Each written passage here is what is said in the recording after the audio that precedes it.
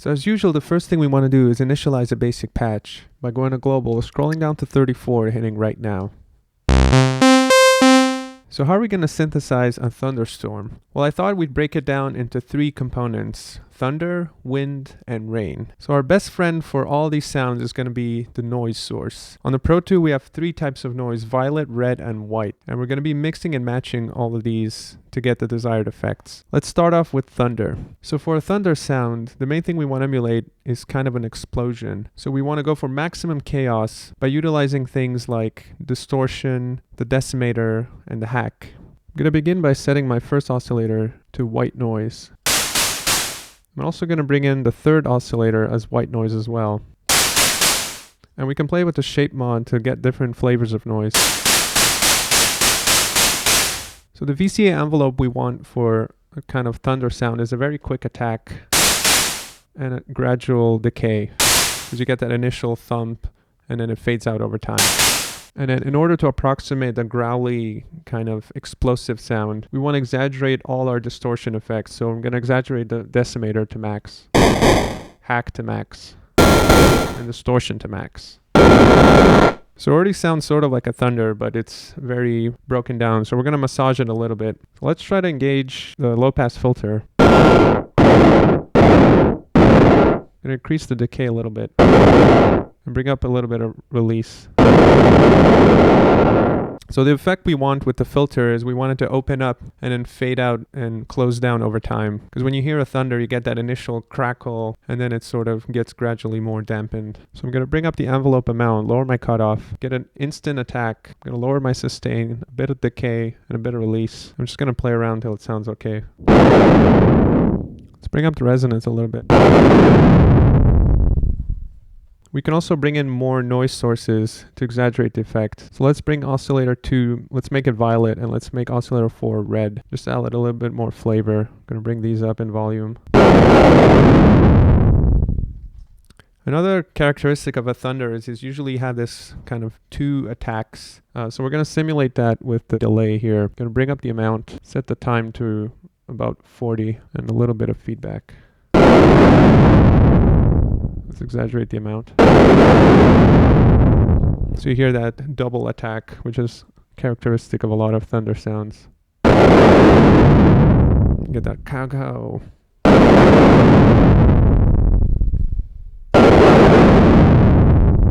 You can bring up some of the other delays for ambience.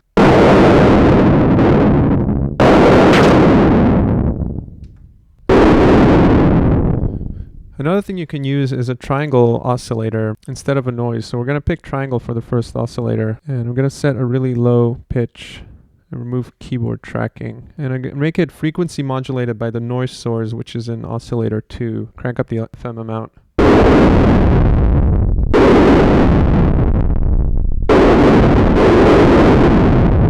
So you get a slightly different flavor. And we can make things slightly more interesting by engaging some of the LFOs. Interesting things you can modulate are, for example, the shape mod of the noise sources. So I'm going to pick shape mod for oscillator 2, bring up the amount.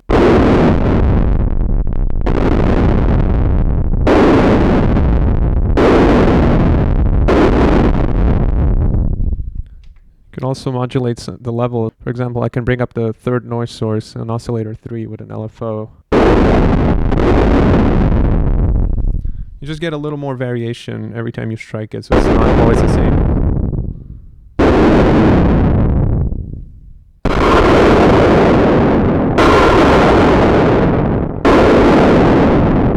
So obviously it's not as good as if you were to use a sample of thunder, but it's a pretty good approximation for a subtractive synthesizer.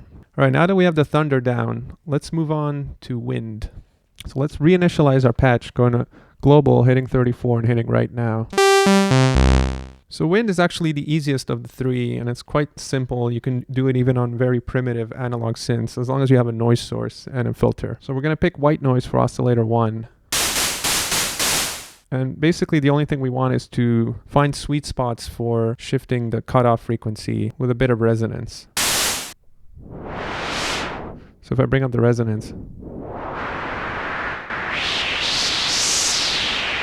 already you get a pretty good wind sound. And again, we can engage more noise sources and different flavors of noise. in the other oscillators. So I'm going to bring those amounts up at various amounts.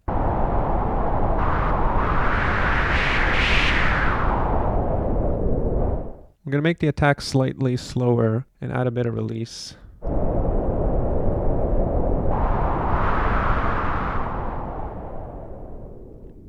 So I like to assign the cutoff frequency to the mod wheel here. So I'm going to pick filter 1 cutoff and increase the amount.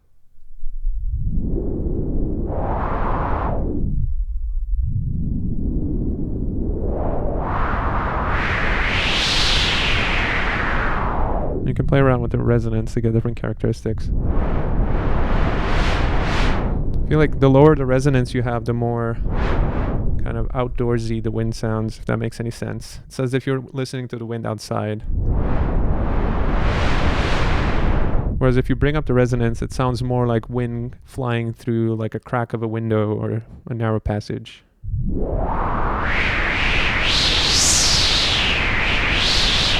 Or sifting through leaves or something.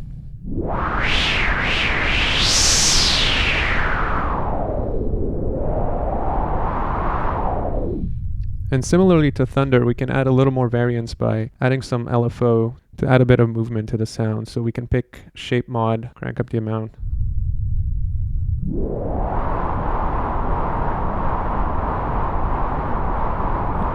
So if you can hear there, the LFO is very steady, which breaks the illusion. Most natural sounds are pretty chaotic. So what we want to do is pick the random source.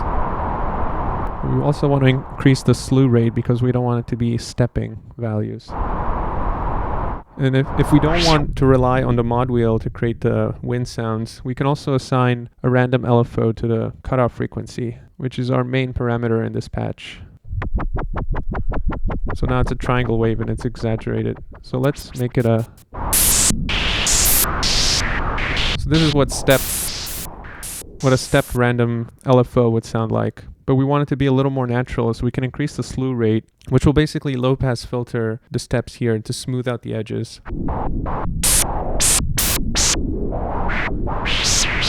We want to lower the frequency all the way down.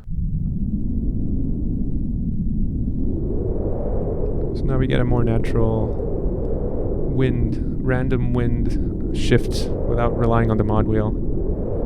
And if you want to randomize it even more, you can pick a second oscillator and set a random source with slew rate as well. And this time make it control the frequency of the second LFO, which was our main LFO, which controls the cutoff frequency. So I'm going to pick LFO2 frequency here and bring up the amount.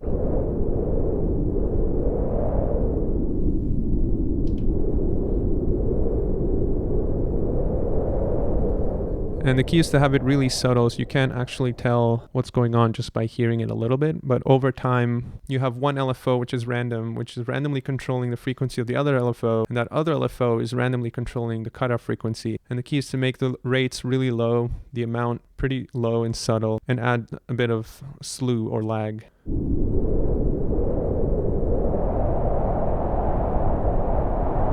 So now I can press the hold button and have a self-generating noise basically without any input from me.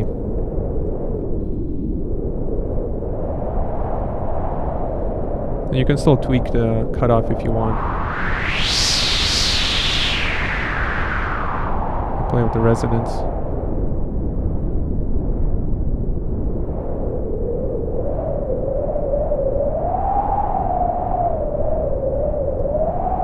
And now it really sounds like you're indoors and the wind is crackling through a tight space.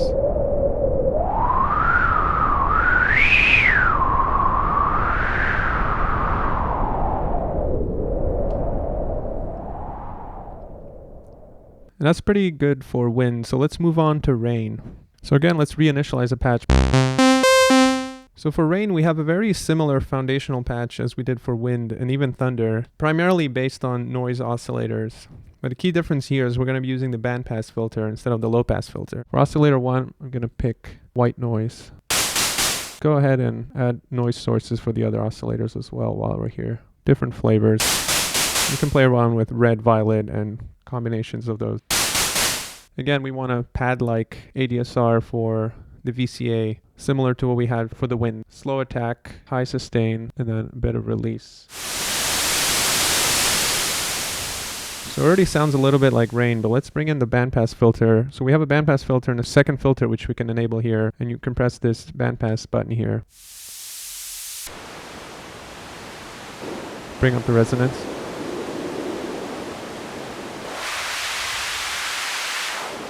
So as you can tell, the cutoff frequency controls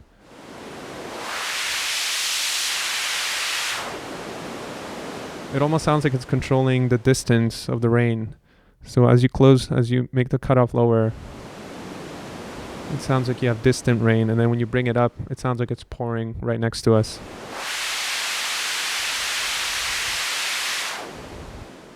And the resonance, weirdly enough, almost sounds like distant thunder when you bring it up.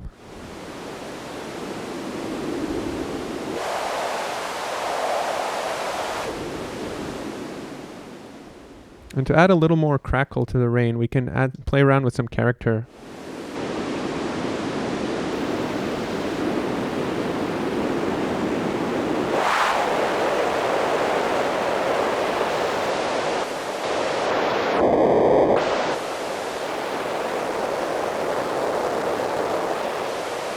Or even distortion.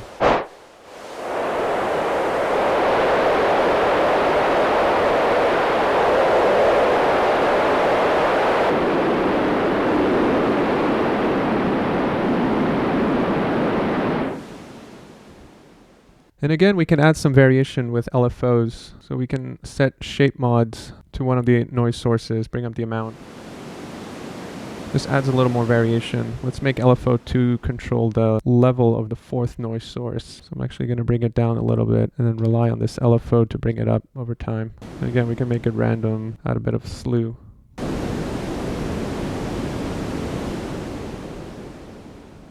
So for performance purposes, I'm going to be relying on these two sliders. I'm going to rely on the mod matrix here. So I'm going to have slider 1 control almost like a thunderish intensity, and slider 2 will control the distance of the rain. So for slider 2, I'm going to assign it to the second cutoff frequency, which is already assigned by default. So I'm just going to bring up the amount. So now it sounds, if I bring it up, it sounds like it's pouring a lot nearby. And when I bring it down, it's more this heavy, distant rain. And for slider 1, I'm going to set two parameters. One is the resonance of the second filter, and the second one will be distortion. The key is to find the sweet spots. So that almost gives us another thunder sound more in the distance. So now I can bring the rain up.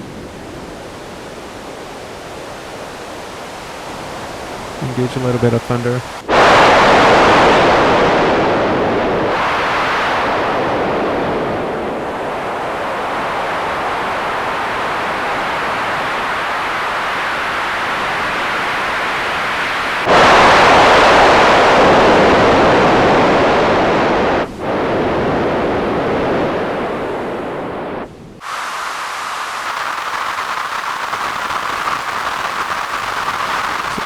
So as you can hear there, when you bring up the hack, it kind of crackles the sound, which gives it more of a sound of rain falling on surface, like leaves or something.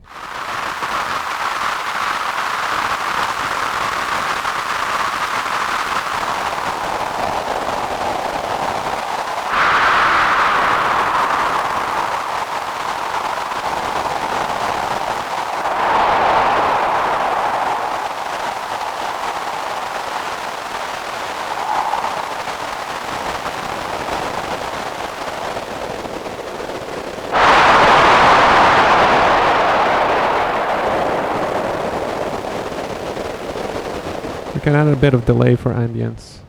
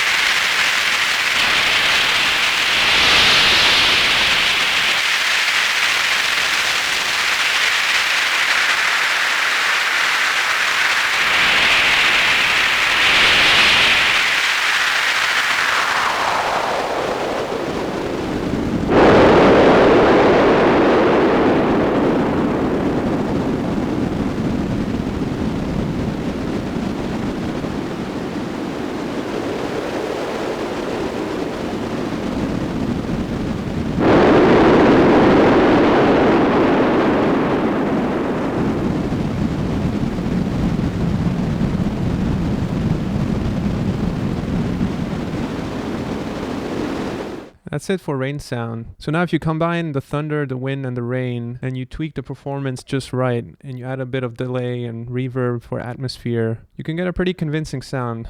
Obviously it's not going to compete with samples, but it's still pretty fun to synthesize.